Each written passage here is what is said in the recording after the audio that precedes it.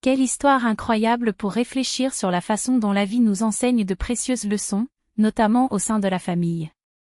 Parfois, la sagesse la plus profonde vient des moments où on s'y attend le moins et ce cas en est un parfait exemple. Imaginez la scène, un père, le regard fier, serre sa fille dans ses bras alors qu'il traverse un appartement spacieux nouvellement acquis. Je ne l'ai pas choisi, c'était ta mère, avoue-t-il, mais son sourire ne cache pas sa satisfaction. Mais regarde, quel beau cadeau, n'est-ce pas?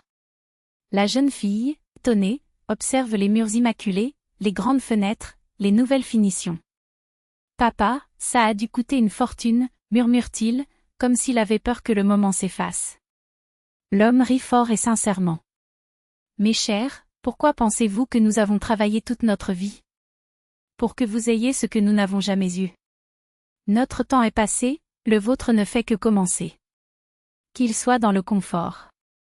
Les larmes coulent sur le visage d'Alina. Elle savait que ses parents feraient quelque chose de spécial, mais un appartement? Cela a dépassé toutes les attentes. Ah, et les meubles sont déjà commandés, ajoute le père en se grattant la tête comme pour organiser ses pensées. Ce sera prêt avant le mariage. Mais, hésite-t-il en regardant sa fille dans les yeux, nous allons le mettre à notre nom. Ne pense pas trop mal, mais ta mère et moi avons parlé et nous avons pensé que ce serait mieux ainsi. Alina comprend. Pas besoin de longues explications. Elle connaît bien son fiancé, Maxime, un homme intègre, travailleur, mais sans ressources. Il ne tricherait jamais pour avancer dans la vie, il ne marcherait jamais sur personne pour obtenir ce qu'il veut. Je ne sais pas comment faire ces choses, avait-il déjà avoué en baissant les yeux. Voir les autres blesser les gens par ambition, ce n'est pas mon style. Et c'était précisément cette honnêteté qu'Alina admirait chez lui.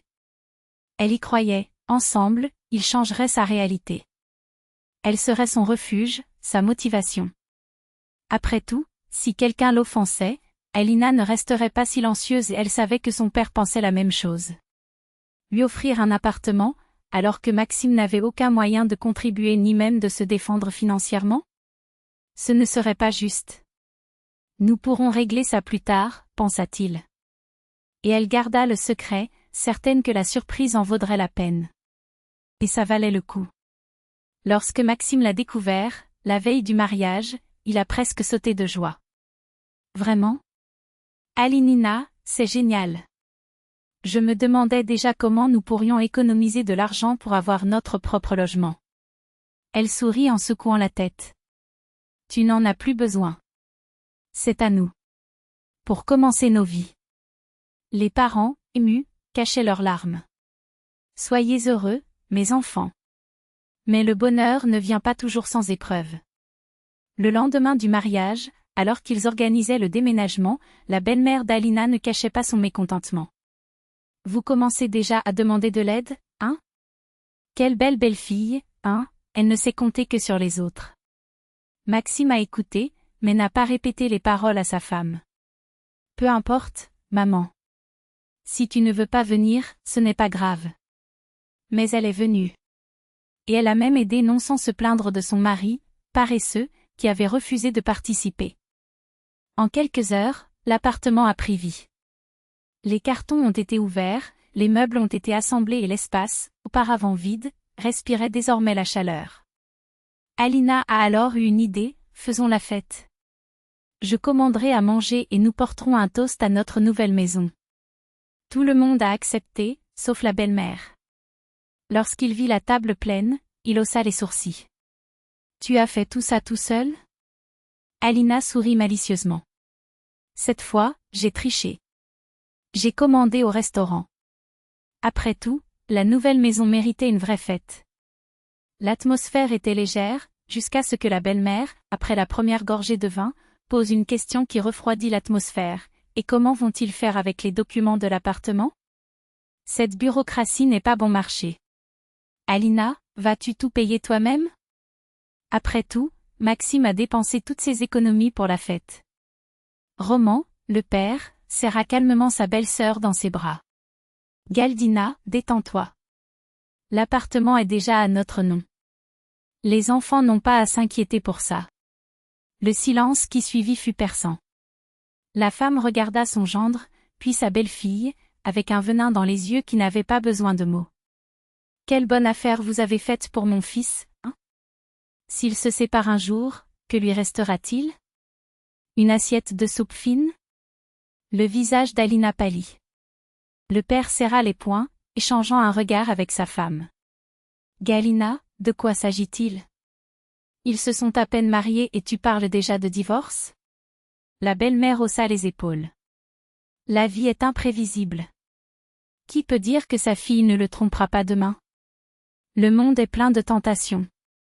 Alina sentit le sol trembler. Elle a essayé de prendre cela à la légère avec une plaisanterie, mais les mots de sa belle-mère sont restés comme des couteaux. Maxime, là, silencieux, entendait tout. Sa mère a poursuivi, mon fils travaillera dur pour la soutenir, et si elle... Personne n'a terminé la phrase. Mais l'air était chargé. Parfois, les meilleurs cadeaux comportent des épines et les leçons les plus difficiles sont celles qui nous font grandir. Le problème n'était plus l'appartement. Il s'agissait de confiance, de respect et du prix à payer pour aimer. Et au fond, tout le monde le savait, certaines batailles, seul le temps pouvait les résoudre. Et si demain elle se retrouvait à la rue? La voix de Roman Petrovitch transperça l'air comme une lame. Faible, mais remplie d'une fureur qui ne laissait aucune place aux répliques. Où est la justice? Le courage doit appartenir à tout le monde. Où est-ce toi la plus intelligente ici, Galina? As-tu décidé d'arranger la vie de ton fils à nos dépens? Ses yeux brillèrent lorsque la question suivante tomba comme un marteau, et si, à Dieu ne plaise, votre petit garçon lève la main vers Alina? Il se pencha en avant, tapotant la table de ses doigts comme un juge sur le point de prononcer sa sentence. Signé ici. La moitié de la valeur de l'appartement à Maddalena, la moitié de ce qui a été dépensé pour la rénovation, pour le mobilier. Tout est dans le contrat, tout est divisé. Et Maxime sera l'unique propriétaire. La belle-mère ouvrit la bouche, mais les mots moururent avant de naître. Roman ne lui a pas laissé une chance. Maman, qu'as-tu installé? Je n'ai pas demandé ça. La réponse fut un rire amer. Et je n'ai pas besoin de ta permission. J'ai besoin que tu sois en sécurité. Le vieil homme la regarda avec dédain. Vous jouez à la poupée avec votre propre fils. C'est un adulte, il sait ce qu'il veut. S'il veut vendre ce joyau d'appartement, laissez-le faire. Mais vous? Vous ne savez que l'embarrasser. Galina bomba la poitrine, les joues rouges d'indignation. Et qui est à blâmer pour ne pas avoir donné un toit à votre fils? Roman laissa échapper un rire sec. J'ai donné ce que j'ai pu. Toi, oui, tu sais juste éviter le sujet. Je ne suis pas riche comme toi, Galina.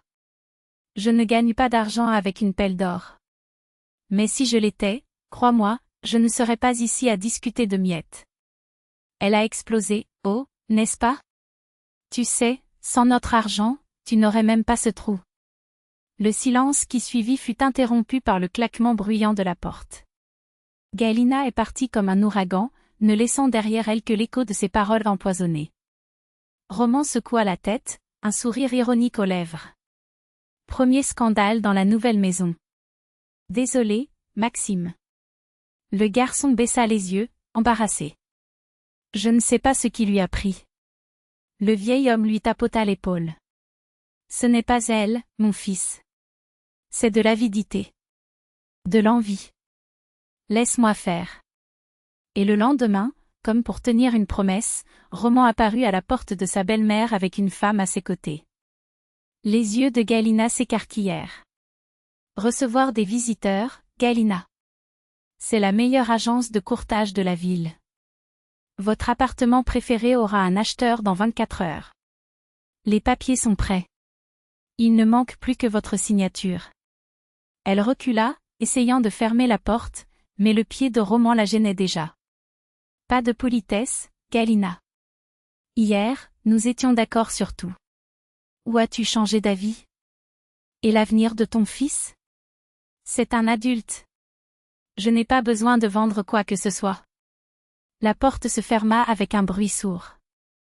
Roman soupira en regardant le bois peint. Vous apprendrez. Et sachez, je n'ai acheté aucun appartement pour Maxime. Depuis, les deux femmes ne se parlent pratiquement plus. Uniquement aux dates commémoratives, et même alors, si les parents d'Alina étaient présents, Galina disparaîtrait. Mais il y avait un bon côté, maintenant, avant d'ouvrir la bouche, la belle-mère réfléchissait 10 fois. Parce qu'elle le savait, ses proches non seulement ont changé ses propos mais l'ont aussi laissé essoufflé, et sans appartement. Et le couple? Ils avaient des choses bien plus importantes à faire que de compter les miettes de la fierté des autres.